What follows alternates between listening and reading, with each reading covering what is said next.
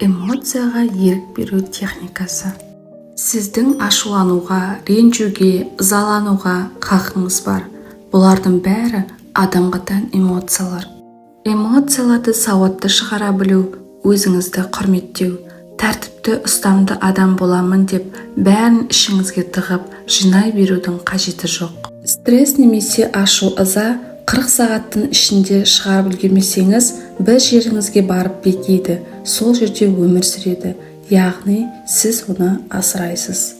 Кейде бір адамға ашуымыз келіп, айтып тастағымыз келеді, бірақ көпшіліктің көзінше мұны істей алмаймыз. Оған ішкі мәдениетіміз жібермейді. Қап, сол кезде неге айтып тастамадым екен деп тағы өкініп жүреміз. Бір сезімді тудырып, көңіл күйімізді бұзады. Ішке жинала берген сезімдер тұра қарайып, денсаулығымызға зиян келтіре бастайды.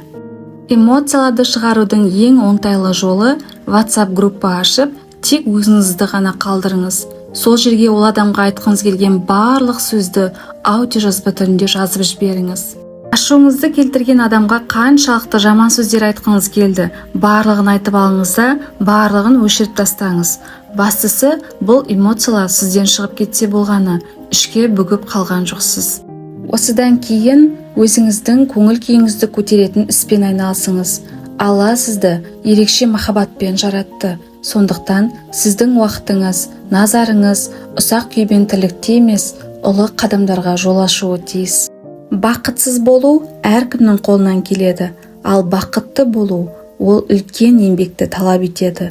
Сіз бұл әлемге бір-ақ рет келдіңіз. Өмірдің тәттілігін кеш болмай тұрып, сезініп үлгеріңіз. Өзіңіздің көзқарасыңызды өзгерте отырып, өзіңізге, отбасыңызға, әлемге бар махаббатыңызбен көмекке келіңіз. Бақытты жандар қатары көбейе берсін. Нұрын шашқан жұлдыздай жарық болыңыз. Бар жақсылықтың бастауы сіз болыңыз.